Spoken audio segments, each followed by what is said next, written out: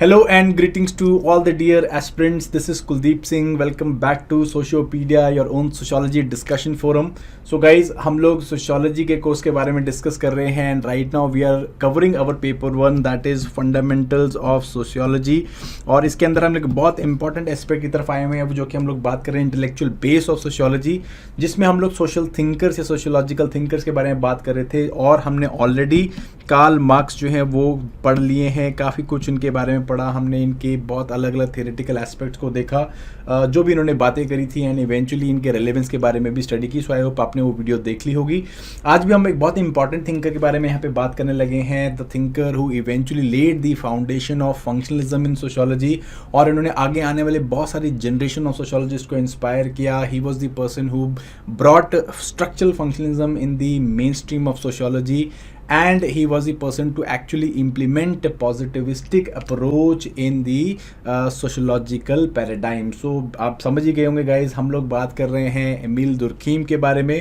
और अब जो है इन कुछ एक दो वीडियोस के अंदर मैं एमिल दुर्खीम के इंपॉर्टेंट कंसेप्ट्स के बारे में डिस्कस करने वाला हूँ। That is social facts, will talk about the important study of division of labour, and then will be talking about the study of suicide, and then will be talking about the religion and society, the study on religion and society, elementary form of religious life. So we are going to talk about these important studies and the whole aspect or the whole paradigm of Durkheim and what was his viewpoint with respect to sociology. ठीक है जी. So what I'll try to do is कि ये video बहुत ज़्यादा लंबा ना हो जाए, so I am going to put it in parts and we are going to discuss the first part today, that is a brief history, a brief idea of Durkheim, and then we are going to talk about his important contribution, that is social fact which he considered as a subject matter of sociology. ठीक है, तो ये हम लोग बात करेंगे.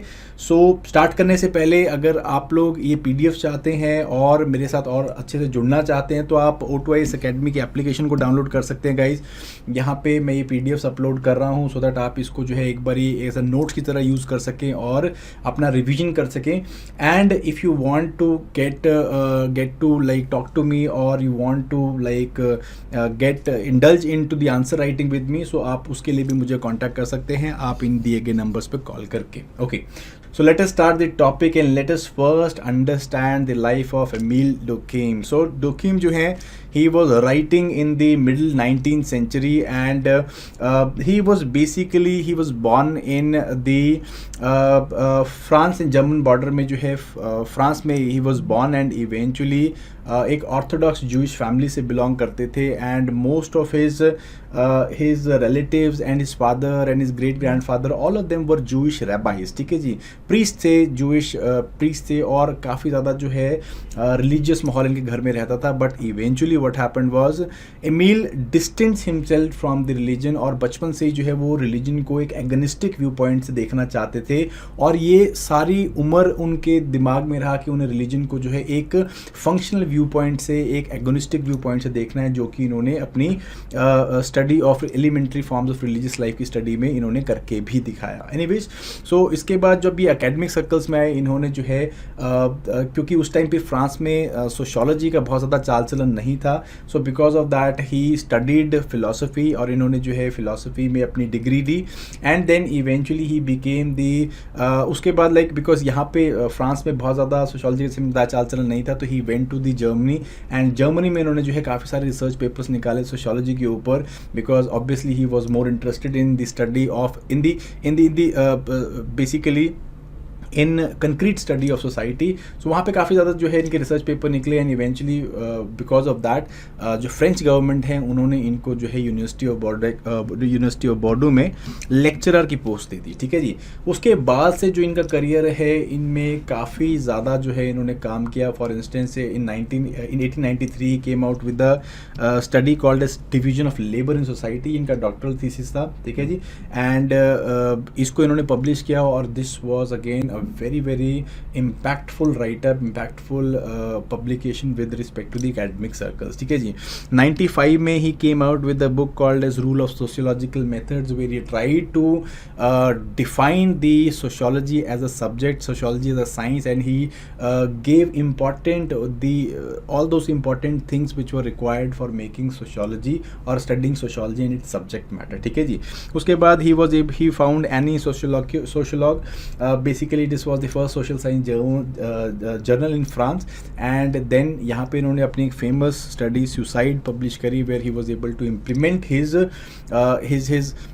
methods with respect to studying the society. And then eventually he in 1912 he published the Elementary Form of Religious Life, so which was his lifelong dream to study religion from an agonistic viewpoint. ठीक है जी.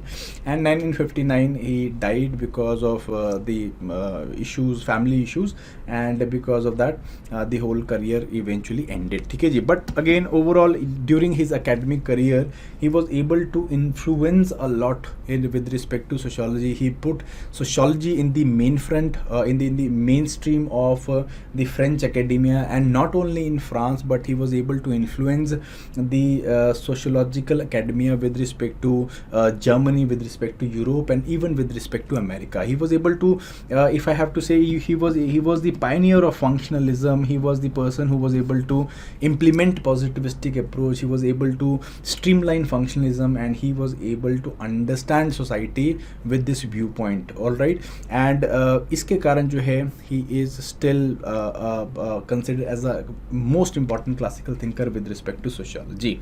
Now what were the influences which were there on Durkheim, right? So first and foremost was the influence of positivism. So Auguste Comte की हमने positivism की theory पढ़ी है. So he was more influenced by a positivistic approach, and tried to understand sociology with respect, or try to understand society, not only sociology, but try to understand society from a very very concrete and scientific viewpoint, right? He was basically an advocate of causal functional analysis, cause and function effect, and positivism played a very very important role in the scheme of things with respect to Durkheim, right? जैसे अगर हम बात करें the subject matter of sociology with respect to Durkheim बात करते हैं कि subject matter जो है it is social facts. तो ये बात करते हैं कि social facts को भी जो हमें things की तरह देख के चलना है, और ये बताता है कि इनका कितना ज़्यादा इन्फ्लुएंस था इनके ऊपर positivism का, राइट? ये कहते हैं कि social facts को concretely ऑब्जर्व करने की ज़रूरत है, और इन्हें एज अ थिंग्स की तरह देखने की ज़रूरत है, जैसे हम लोग नॉर्मली डिस्क्रीट चीज़ों को देखते हैं. ऑलराइट, एनीवेज इसके अलावा he was also influenced by utilitarian positivist. But again utilitarian positivist भी बात करते थे कि भी इंडिविजुअल जो है उसकी यूटिलिटी है, एंड उनको वो जो है like they play a very very important role in functioning of the society. But यहाँ पे जो है वो डिविएट कर जाते हैं यूटिलिटेरियन से. ये बोलते हैं बेसिकली कि it is not the individual but the society, right? So he gives more prominence to the society. He says that society जो है वो पहले से एग्जिस्ट करती आ रही है, एंड इंडिविजुअल का एग्जिस्टेंस जो है वो it is very much attached to the society. So that is what he says. Rest utilitarians की व्यू पॉइंट को मानते हैं, but again he deviates in this particular aspect that society is more prominent. Society जो है उसका existence is bigger than that of the individual, right? So ये जो है इनके पास कुछ इन्फ्लुएंसेस रहे. इवेंचुअली ऑब्वियसली बायोलॉजिकल थियरिस्ट से भी काफ़ी ज़्यादा इन्फ्लुएंस रहे, right? So what he consider as a nature and scope with respect to studying sociology. Now he was basically starting से ही, क्योंकि उस टाइम पे sociology जो है वो it was not a mainstream academic discipline, so he was very much into outlining the nature and scope of sociology, कि भी क्या चीज़ पढ़ेगी sociology, क्या उसका जो है scope होगा, what kind of social reality sociology must be studying. So इस चीज़ को जो है देखते हुए he was able to he considered basically that sociology is definitely distinct from natural sciences, because natural sciences जो है वो क्या कर रही हैं, वो जो है मैटर का बिहेवियर पढ़ती हैं, बट जो सोशल साइंस है it has to understand human relationship, and because of that जो सोशल साइंस है स्पेसिफिकली सोशियोलॉजी है, it is different from natural sciences. But since he was influenced by a positivistic approach, he says that this human relationship, even this social sciences के जो aspects हैं इनको भी हम लोग concretely study कर सकते हैं through the natural science method. So again he was an advocate of natural sciences and its methodologies. तो उन्होंने बोला कि भाई जो natural sciences हैं उनके मेथड्स को यहाँ पे अप्लाई किया जा सकता है, ठीक है जी. And he since his degree was in philosophy, so he even says that कि sociology is distinct from philosophy, right. Sociology जो है it is basically, philosophy basically जो है वो क्या करती है, आइडियाज़ के ऊपर, कंसेप्शंस के ऊपर बात करती है. His view point was that sociology is concern with ideas and conceptions, where जो सोशियोलॉजी है it is concern with the objective realities, ठीक है. जो समाज में रियलिटी, जो रियल चीज़ें हो रही हैं उसको समझने का काम जो है सोशियोलॉजी करेगी, ठीक है जी. So that was basically his nature in scope. Now when talking about the discipline, he wrote book called as Montesquieu and Rousseau. तो इसमें जो है ये बात करते हैं कि what is a general condition जिससे कि एक डिसिप्लिन बनाया जा सकता है, एक सोशल साइंस बनाई जा सकती है. तो कहते हैं कि सोशल साइंस के होने के लिए, एक डिस्टिंक्ट सोशल साइंस होने के लिए जो है एक डेफिनेट सब्जेक्ट मैटर होना चाहिए, डेफिनेट फील्ड होना चाहिए जिसको वो पर्टिकुलर जो सब्जेक्ट है एक्सप्लोर करे.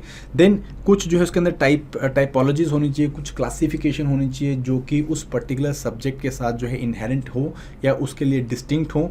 एंड जनरल प्रिंसिपल्स और लॉ होने चाहिए, जो ब्रॉड जनरलाइजेशंस होनी चाहिए जो कि उस प्रिंसिपल के सब्जेक्ट मैटर में जो है यूज़ की जा सके. सो ये बेसिकली जो है एक पर्टिकुलर सोशल साइंस बनाता है, एक definite field to explore, that is subject matter, and then typologies and classification, ठीक है. जो भी चीज़ पढ़ रहा है उसकी क्लासिफिकेशन कर सकें, उसको टाइप्स में कन्वर्ट, टाइप्स में बता सकें, and then is general principles या लॉज डराइव कर सकें, ठीक है जी. उन्होंने एक किताब लिखी, this was rules of sociological method in 1895, जहाँ पे उन्होंने सोशियोलॉजी स्पेसिफिकली जो है सब्जेक्ट मैटर एंड मेथडोलॉजी को डिफाइन किया, ठीक है जी. सो सब मेथडोलॉजी में ऊपर मैं आता हूँ, बट सबसे इंपॉर्टेंट जो चीज़ थी वो था subject matter of sociology. He was able to give a distinct and concrete subject matter. This was the social facts, right? So ये बात करते हैं कि जो सोशियोलॉजी है इसका सब्जेक्ट मैटर क्या है, it is studying the social facts. Now करते हैं सोशल फैक्ट्स के ऊपर बात. ये जो है इसकी दो किताबें थी इनकी, Montesquieu and Rousseau, and then rules of sociological method, ठीक है जी. So what basically is social fact, what Durkheim is considered as social fact, right? So Durkheim says that society is reality sui generis, ठीक है जी. that means reality जो है वो exist करती आ रही है, and इसकी जो existence है it is independent of individual जो है वो society में जो है वो जन्म लेता है, और society के rules regulation जो है उसके ऊपर एक constraining influence डालते हैं. तो ये कहते हैं कि basically जो society है इसका जो existence है it cannot be because of the individual, yet individual का existence जो है it is because of society, ठीक है जी. तो सोसाइटी की अपनी एक स्पेसिफिक रियलिटी है, उसके अपने स्पेसिफिक कैरेक्टरिस्टिक्स हैं, and it is over and above individual, ठीक है जी.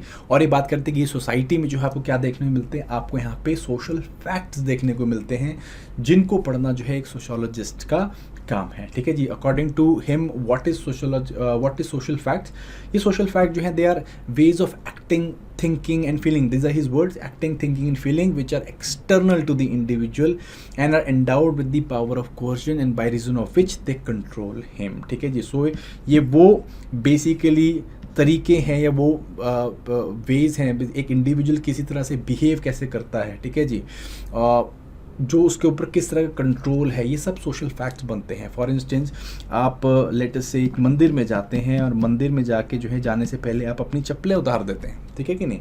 You like take off your shoes.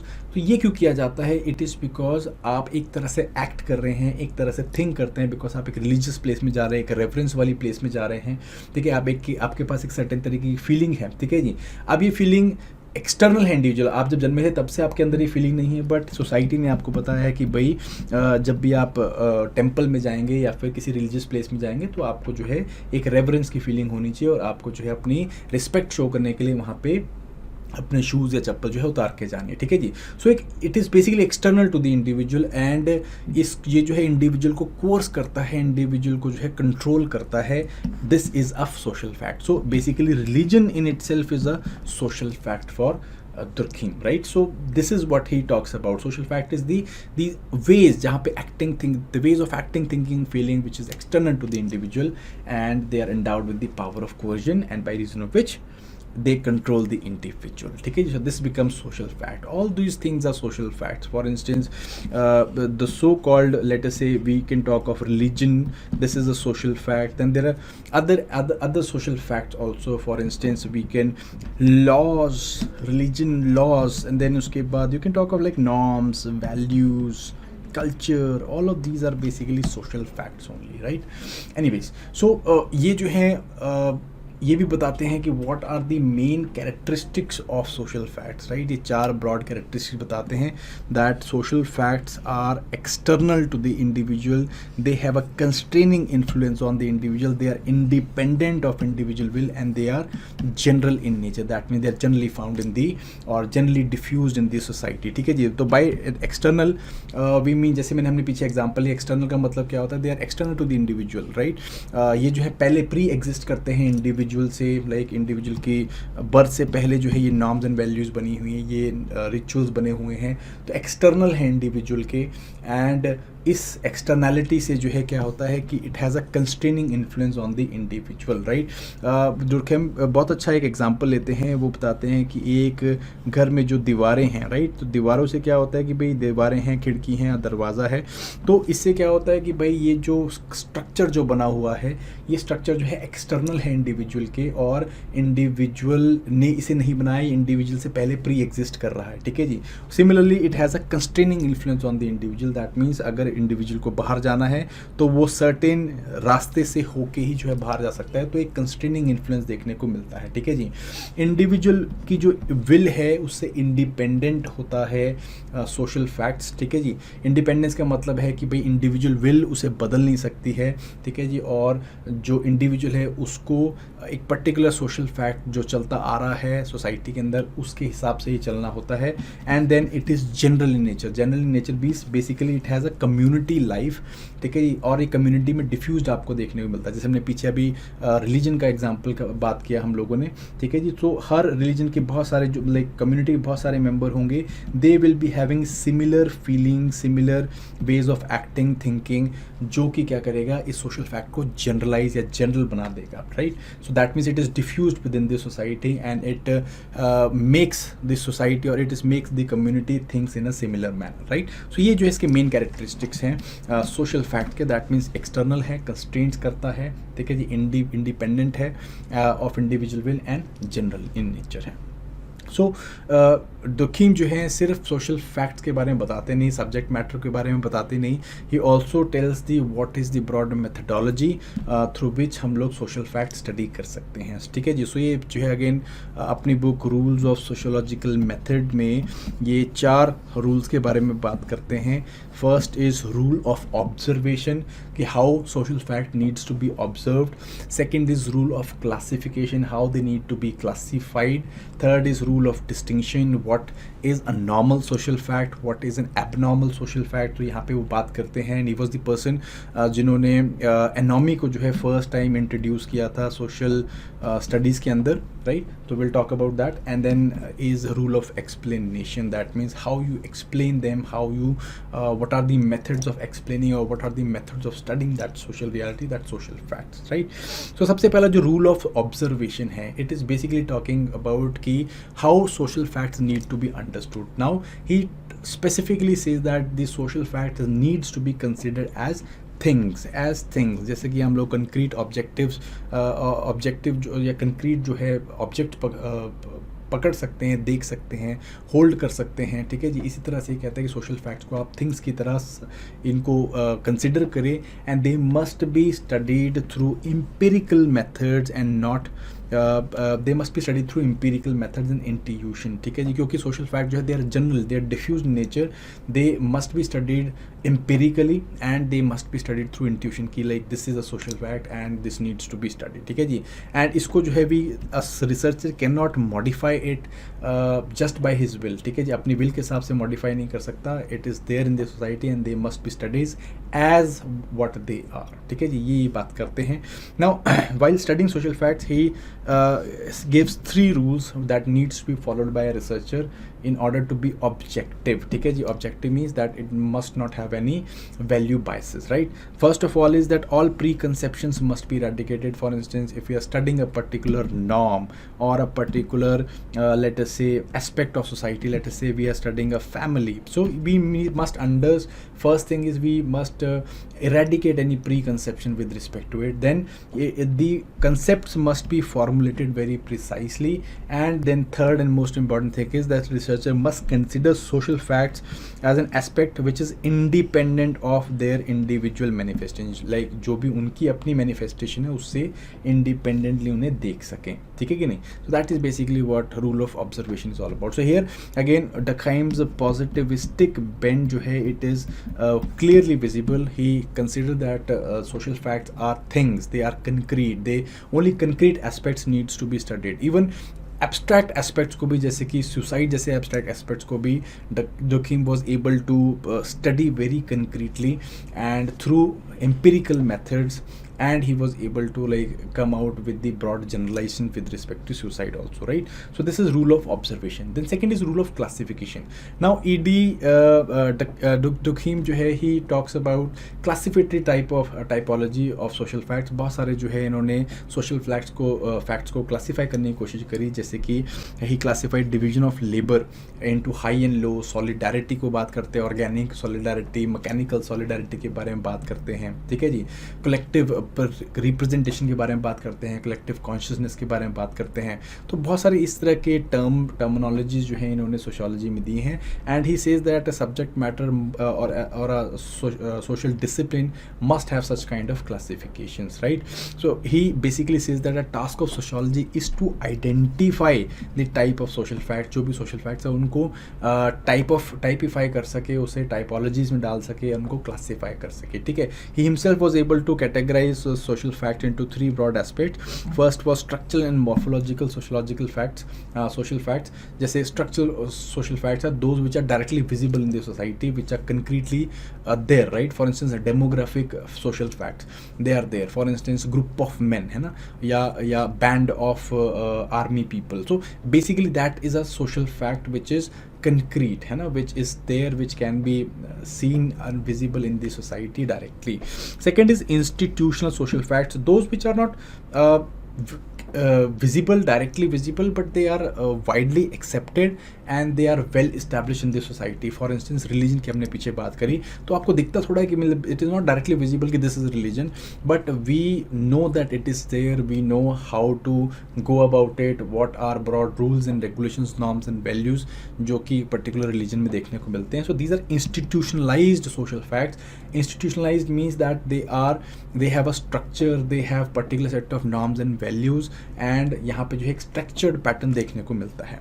then is non-institutionalized social facts, those social facts which do not exist as such but they are having a spontaneous and a temporary existence. that means वो पहले exist नहीं कर रहे थे but suddenly जो है spontaneous existence में आते हैं. for instance हम लोग mob की बात करते हैं, है ना, भीड़ हम लोग बोलते हैं, तो भीड़ जो है जैसे कहते हैं ना भीड़ का कोई चेहरा नहीं होता, तो मॉब जो है it is a form of a social fact. देखो कोई चोरी हो जाती है तो भीड़ इकट्ठी हो जाती है, तो भीड़ को जब भीड़ इस तरह से इकट्ठी होती है तो उनके अंदर भी कुछ इस तरह के नॉर्म्स वैल्यूज कि भाई हाँ ये करना है, मारना है, जो भी करना है, तो that is basically not institutional. ये इंस्टीट्यूशनलाइज नहीं है बट अगेन एग्जिस्ट करते हैं. तो इस 3 तरह की जो है कैटेगराइजेशन Durkheim जो है वो बात करते हैं, right. then third is rules of distinction. now Durkheim also talks about to distinguish social fact between normal and pathological. ठीक है जी। Normal basically normal social fact वो है जिसको डुकीम कंसिडर करते हैं that it is existing in the society and it is giving some kind of function. ठीक है जी। सो कॉजल फंक्शनल एनालिसिस, जैसे मैंने आपको बताया कि he uses basically positivistic approach में we talk about the causal explanations कि भाई अगर कोई पर्टिकुलर चीज़ एग्जिस्ट करती है तो उसका कोई ना कोई फंक्शन है, right. So here he also talks about that particular social fact exist because there must be some function of that particular social fact.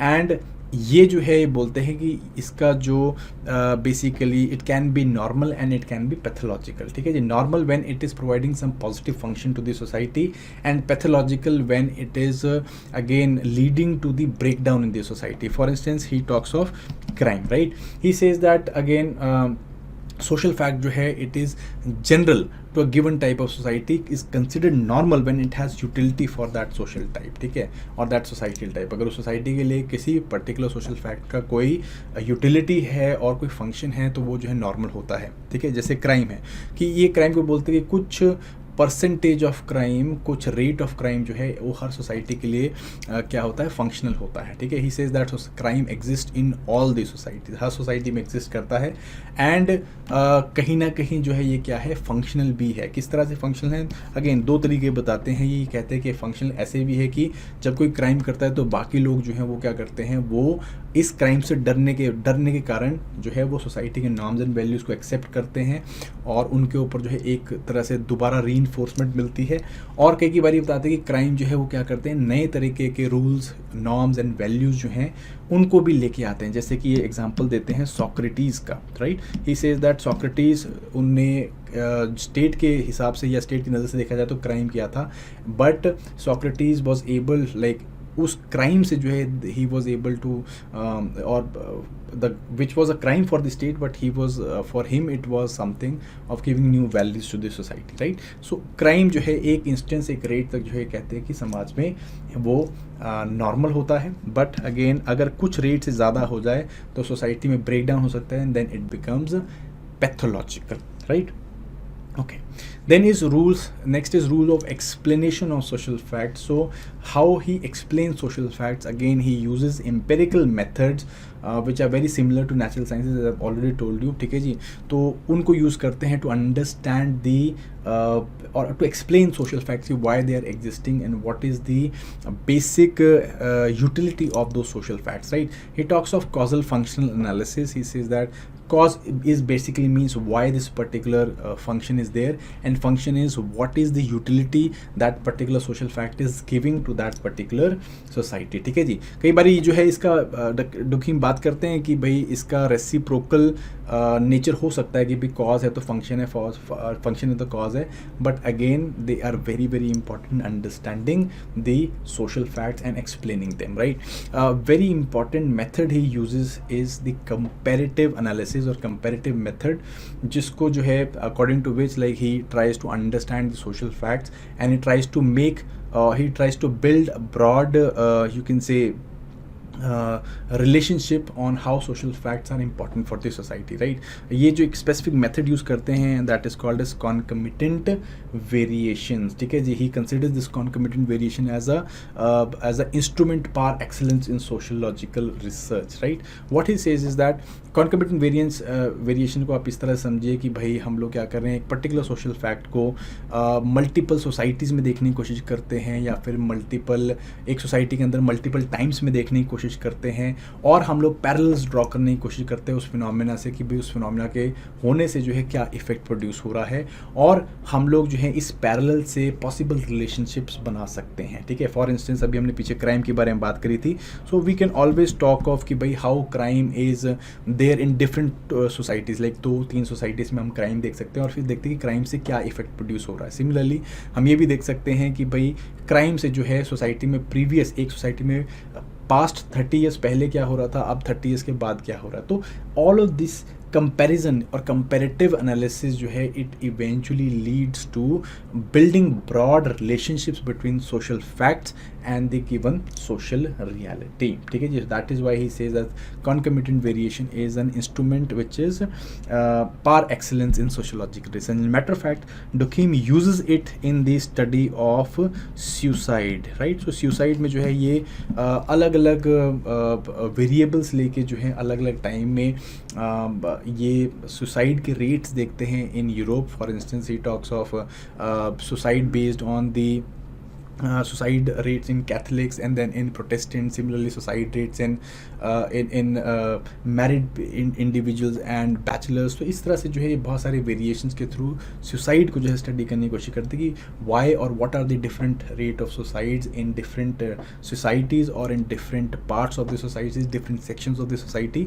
And इससे जो है he tries to draw the parallel also, right? So he plays a lot of emphasis with respect to the comparative methods in the sociology and specifically concomitant variation as a method to explain कि भाई social जो facts हैं इनका क्या particular relationship है in the society and how they are basically you can say कि providing the utility with respect to society, right? So according to his own words, comparative sociology is not a particular branch of sociology, but it is the sociology itself. So that is what he talks with respect to the explanation. And जैसे मैंने आपको बताया कि he was able to successfully describe his theories like division of labor, suicide, elementary forms of religious life. So he was able to use the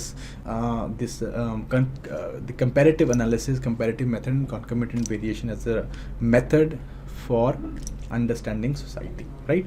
So now this is social facts for you people, and let us talk something about or let us talk about the criticisms of social facts.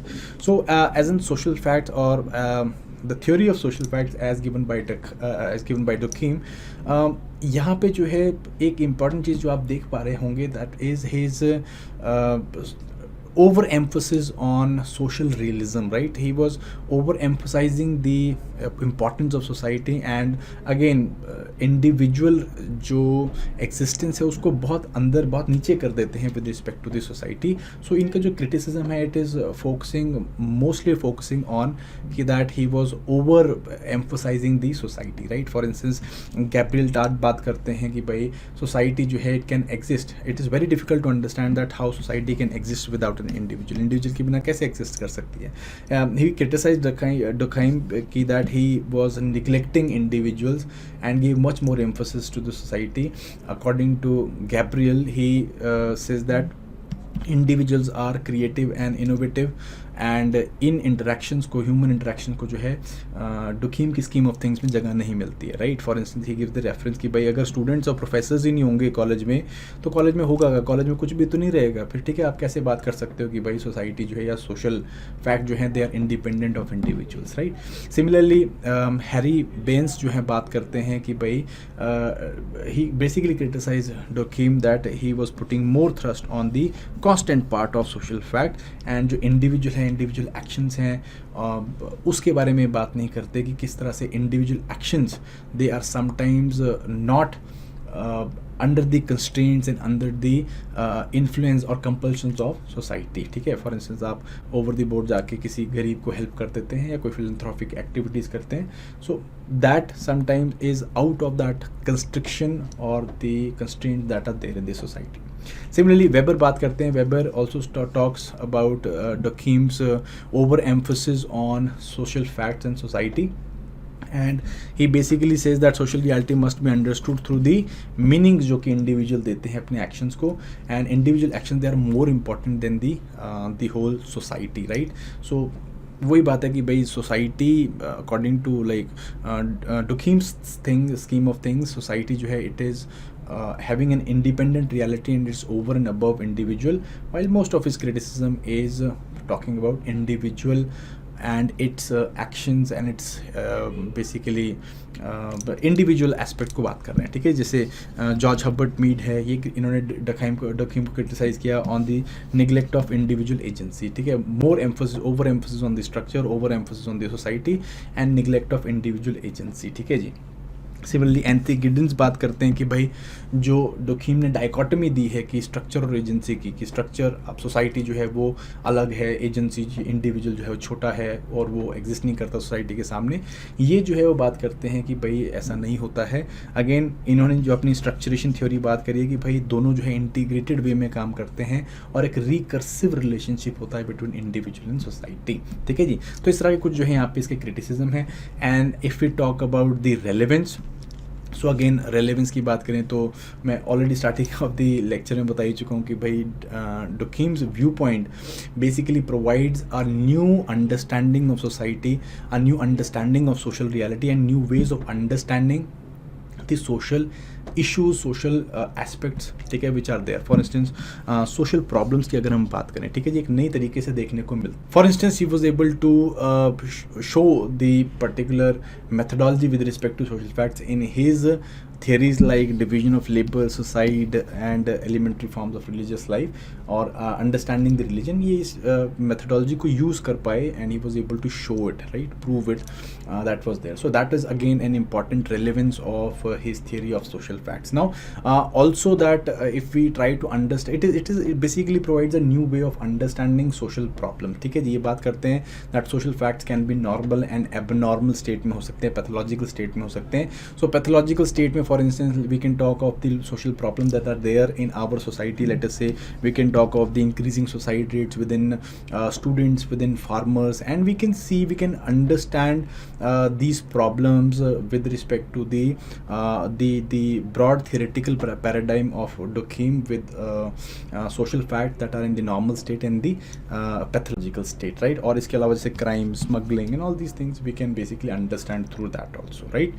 So again, most importantly, it provides acceptance of social change, which is again basis of the development and progress, and that is what basically the relevance of Durkheim is, right? So that is the first part of this particular chapter, and we're going to continue. We're going to talk about the theory of division of labor, suicide, and then eventually we're going to talk about the elementary forms of religious life, and that is basically the syllabus with respect to the social thinkers part, Durkheim pe, and I hope you people like this particular video. If you do, again you can give a thumbs up and wait for the next video, guys. All the very best. Bye bye.